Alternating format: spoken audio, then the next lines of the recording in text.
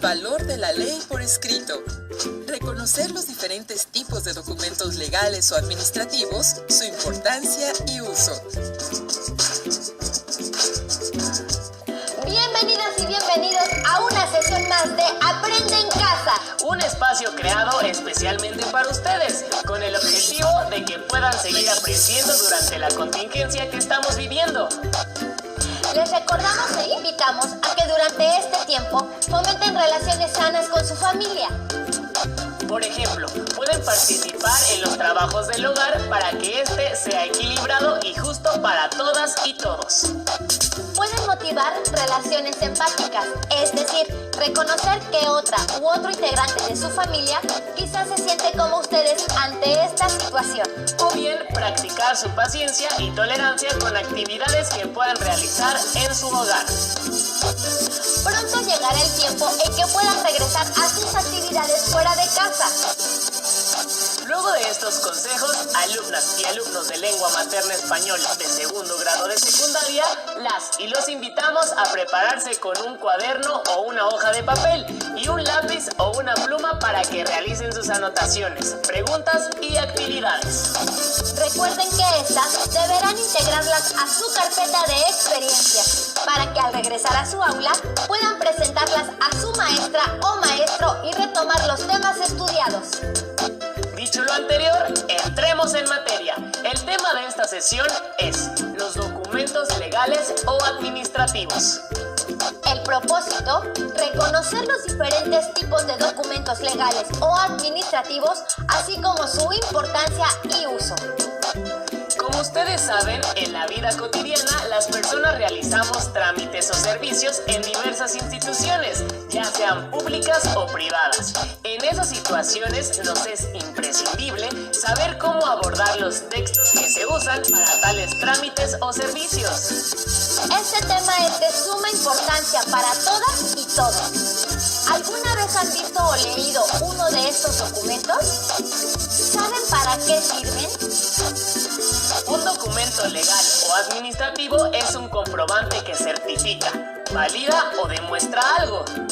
Por ejemplo, su acta de nacimiento demuestra y certifica dónde nacieron y en qué año, cuál es su nombre completo y cuáles son los nombres de su mamá, papá o tutores. Y un recibo de luz con el nombre de una persona valida que ésta vive en la dirección que marca tal documento. En general, los textos se pueden clasificar de diversas formas, pero una muy importante es su forma de lectura. Les invitamos a conocer esta forma de clasificación a través del siguiente video titulado ¿Cómo se leen los textos continuos, discontinuos y mixtos 2? Documentos legales y administrativos.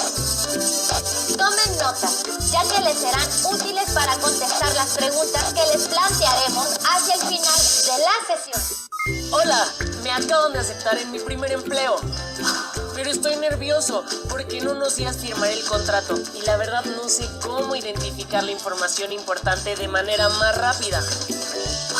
Voy a investigar sobre este tipo de documento. ¿Me acompañan? Estoy muy contenta porque mi mamá me regaló esta consola de videojuegos. ¡Wow! ¡Qué bien! Aquí está el instructivo, la garantía y la factura. ¿Para qué servirá la información de todos estos documentos? No sé, y entre tanta información no sabría cómo identificar los datos importantes. Vamos a investigar en internet sobre cómo se leen este tipo de documentos, porque algún día los utilizaremos. Sí. De acuerdo con la manera en que se presenta un texto en cualquier tipo de escrito o documento, estos se clasifican en continuos, discontinuos y mixtos. Las noticias y los artículos en periódicos, así como los ensayos, los cuentos y las novelas, son textos continuos. Para comprender el mensaje de estos textos, se tienen que leer desde el inicio hacia el final. En cambio, los mapas, tablas e infografías son textos discontinuos, porque se puede elegir la sección con la cual iniciar su lectura. Algunos documentos, como artículos publicados en periódicos o revistas, ofrecen tablas con datos y fechas que se explican en el mismo texto. Por esta razón, se les conoce como textos mixtos. Una gran parte de los documentos administrativos y legales son discontinuos o mixtos, razón por la cual su lectura no es necesariamente lineal. De hecho, es posible leerlos de muchas maneras y con propósitos diversos. Sea un texto continuo, discontinuo o mixto, primero hay que explorarlo de manera general. Esto nos va a permitir reconocer su extensión y darnos una idea de su estructura, es decir, de las partes que lo componen. El título es fundamental para saber de qué documento se trata. Una factura, una garantía, un contrato, etc. Los subtítulos que encabezan textos, tablas o gráficas indican el tipo de información que se va a presentar. Visualmente, estos elementos se distinguen por estar en letras mayúsculas, versálitas, negras o subrayadas. En documentos legales y administrativos, las marcas gráficas ayudan a identificar además el tipo de información, fechas, cantidades, términos importantes, nombres, etc. Mira, aquí está el nombre y el logotipo de la empresa. Y aquí están sus datos. ¿En dónde está mi domicilio? Quiero verificarlo. Aquí, en esta parte, donde dice receptor y enseguida domicilio. Se puede distinguir fácilmente porque está con mayúsculas y negritas. Cierto, qué bueno que así podemos identificar fácilmente los datos importantes. Vamos a jugar. Sí, aquí. Estoy listo para firmar mi contrato de trabajo. Con estas estrategias puedo encontrar más fácil y rápido la información en los documentos legales y administrativos. ¿Ustedes también? Espero que sí. Adiós. Como observaron, los documentos legales y administrativos se clasifican en discontinuos o mixtos y no requieren de una lectura lineal forzosa, es decir, no se leen de principio a fin, sino que contienen datos específicos. Por ejemplo, en su acta de nacimiento, ustedes pueden revisar solamente su fecha de nacimiento sin necesidad de leer todo lo que está escrito en ella. Los documentos administrativos o legales son de gran importancia en la vida diaria. Por ello, es necesario entender su estructura y función. Cada uno de estos documentos tiene un formato similar. Por ejemplo, las credenciales de elector tienen el mismo formato, solo cambian los nombres de las personas, las fotos, las direcciones y las firmas, entre otros datos. Para saber más acerca del lenguaje y de la utilidad de este tipo de documentos, las y los invitamos a ver la primera parte del video titulado Papelito Habla. ¡Corre video!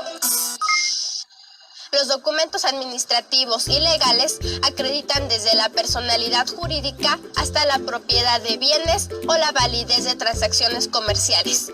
También certifican acuerdos adquiridos entre personas e instituciones. Este tipo de documentos están presentes en nuestra vida cotidiana. En este programa reconoceremos su importancia y analizaremos el lenguaje que usan.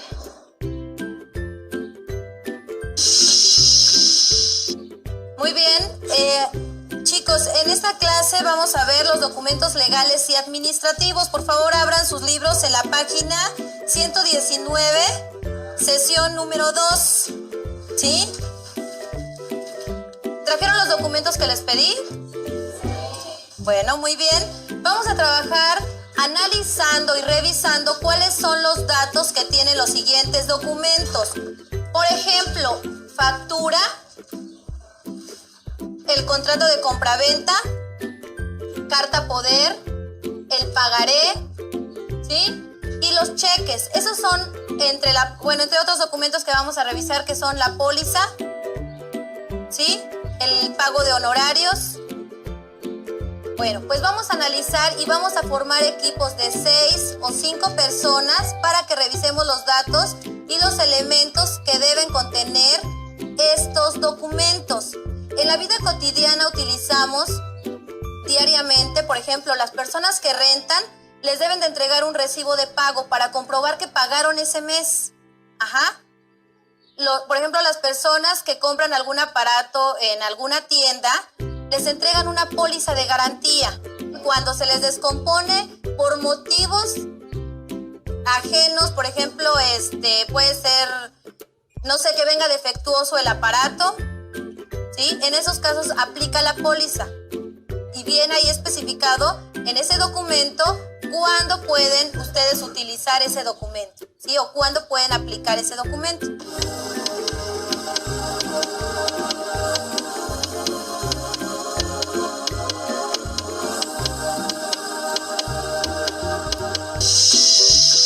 Si observas con atención, el uso de documentos legales está presente en diversas actividades cotidianas.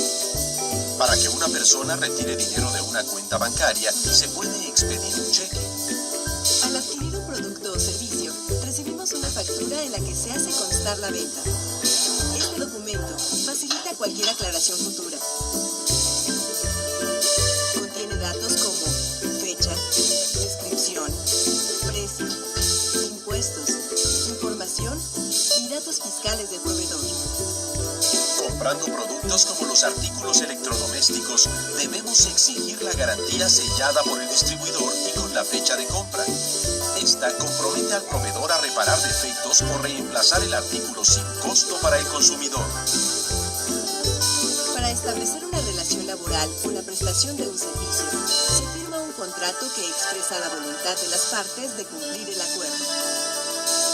Para que una persona realice trámites en representación de otra, el interesado le expide una carta poder. Una promesa de pago puede expresarse con un pagaré que indique la causa de la deuda y los intereses que generará.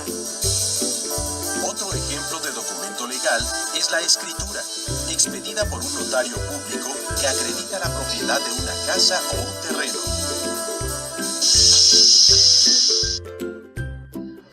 Además de los documentos legales, existen también transacciones y compromisos contraídos de manera oral. Y es que en algunas comunidades de nuestro país, la cesión de terrenos o casas solo se hace de palabra. Sin embargo, el no contar con un comprobante de propiedad puede causar problemas o disputas en el futuro. ¿Pudieron identificar algún documento? Seguramente se dieron cuenta de que estos se redactan con un lenguaje específico, especializado o técnico. Es decir, en ellos no se usa cualquier palabra o término. Por cierto, la boleta de calificaciones que les dan en la escuela son un documento legal, pues tiene su foto, su nombre y el grado que cursaron y sus calificaciones finales, entre otros datos. Es decir, comprueba que son estudiantes. Estos documentos ayudan a aclarar información, establecer reglas, exigir derechos como consumidoras o consumidores, o bien como trabajadoras o trabajadores. O realizar trámites en representación de otra persona con una carta poder. Muchos de estos documentos demuestran, por ejemplo, que se pagó la renta. O las pólizas de garantía, que sirven para que les cambien un producto defectuoso, se los arreglen o les devuelvan su dinero. Solo que estas pólizas deben llevar el sello del lugar donde compraron dicho producto para que sean válidas. Ahora veamos la segunda parte del video Papelito Habla, a través de la cual conocerán otros tipos de documentos, como los cheques y los contratos. Pongan atención. Vamos a copiar el cuadro que está en la página 119 y vamos a analizar los elementos que contiene su documento. Por ejemplo, nombre del documento, para qué se utiliza, información que se requiere y los términos especializados. ¿Cuáles son los términos especializados? Por ejemplo, concepto, otorgante. Algunos conceptos que ustedes no entiendan es lo que vamos a colocar en esa columna de la tabla.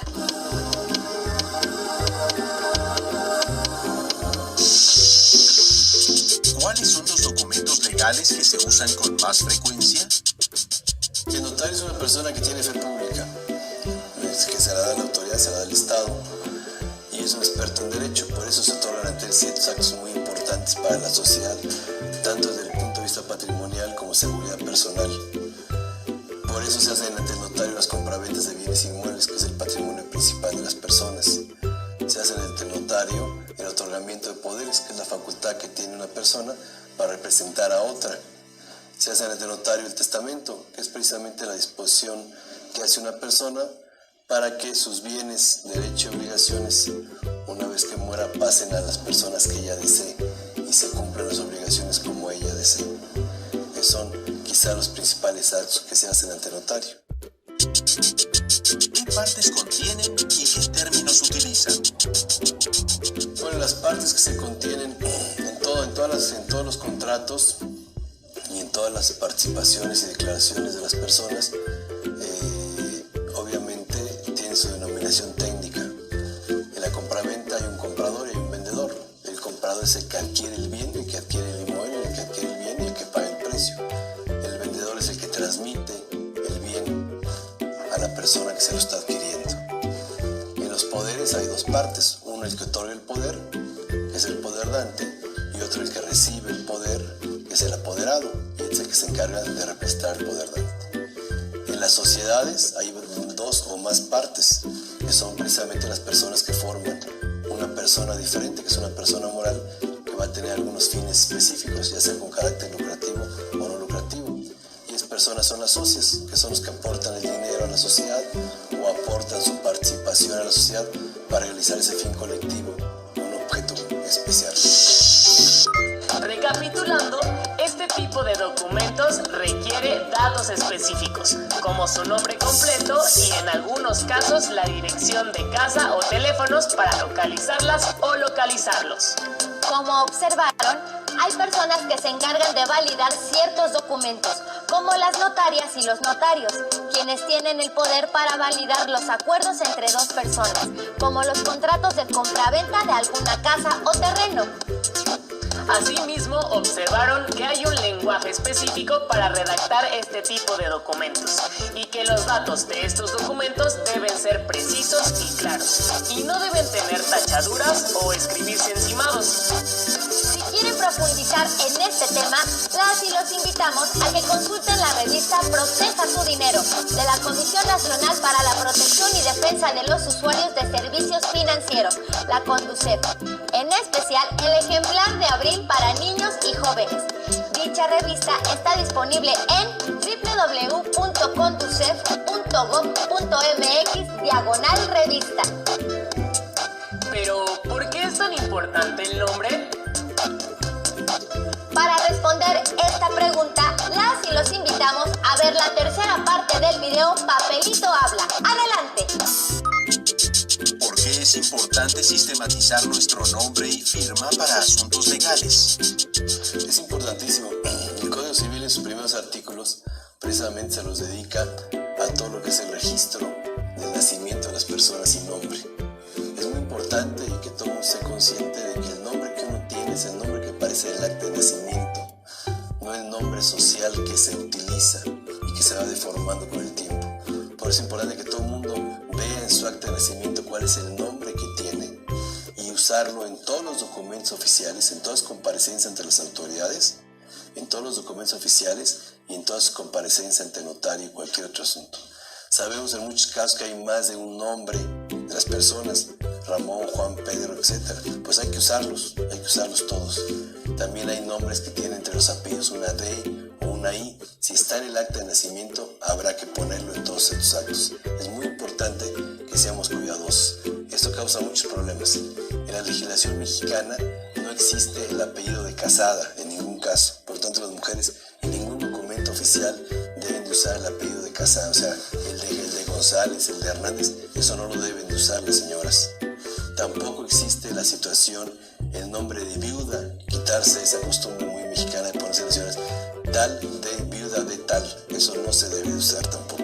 El nombre es el que aparece en el acta de nacimiento y normalmente está formado por el apellido paterno del padre, el apellido paterno de la madre y el gentilicio, que es el nombre particular.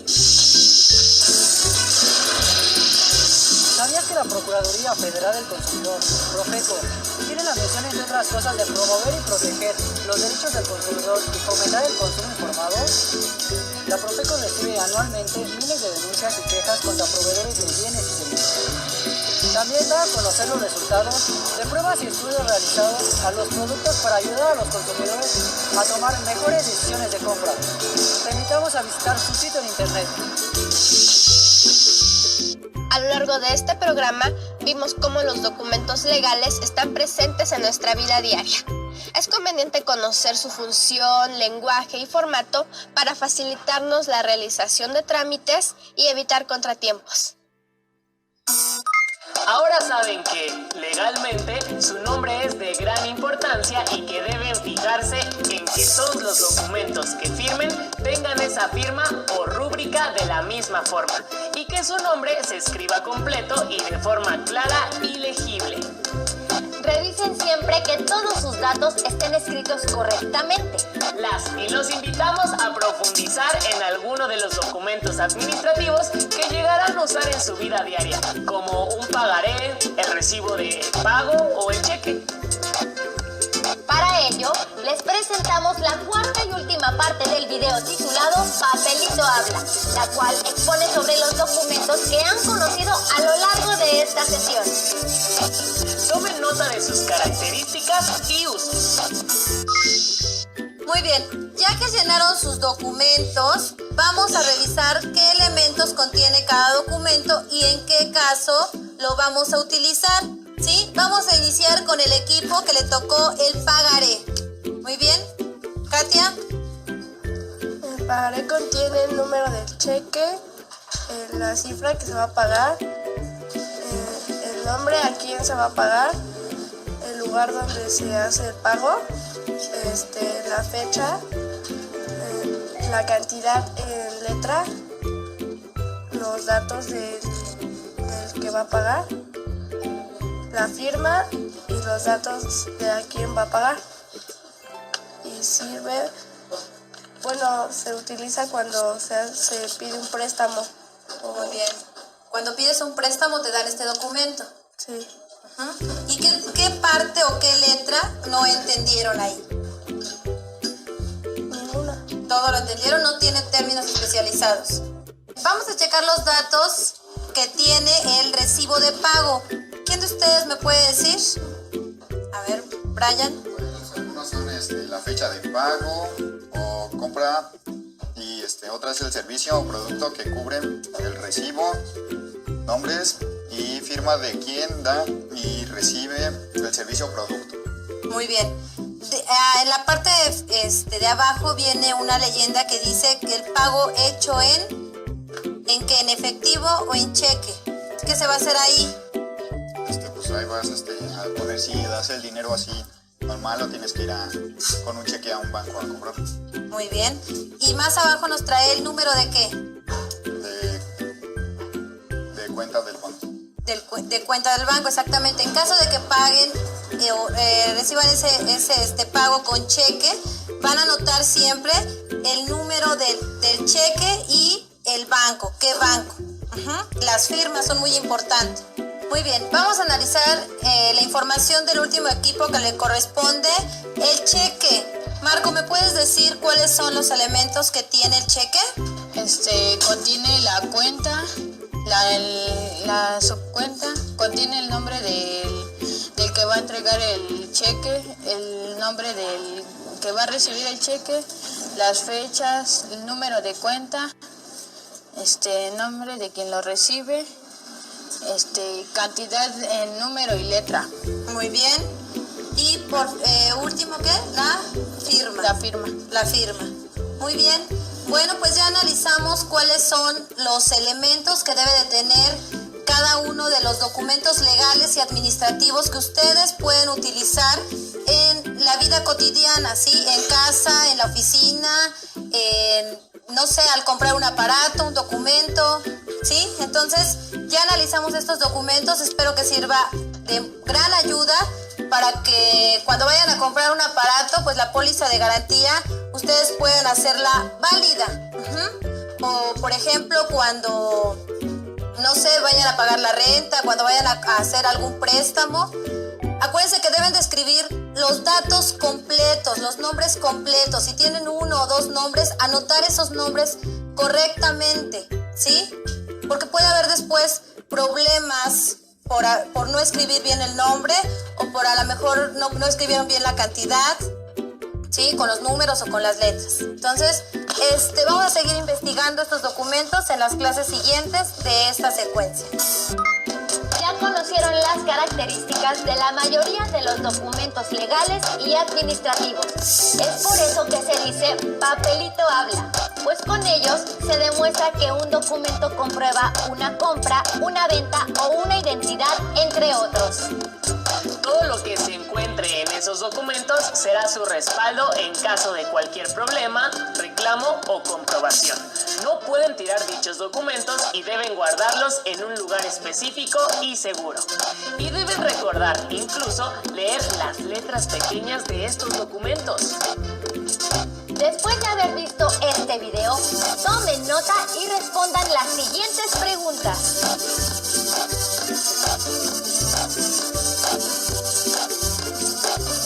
1. ¿Qué tipos de textos se pueden clasificar como continuos, discontinuos o mixtos?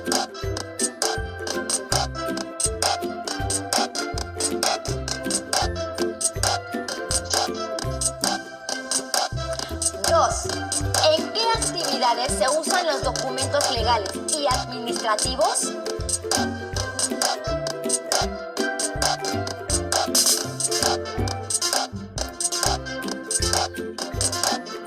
3. ¿Por qué es de gran importancia revisar los datos que se incluyen en dichos documentos?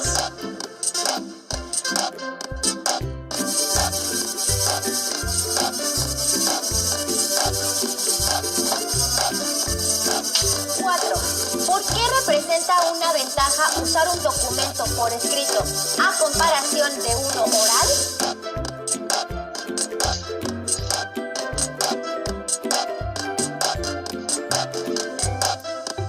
5. Elijan un documento legal y administrativo y señalen cuáles son sus características y para qué sirve.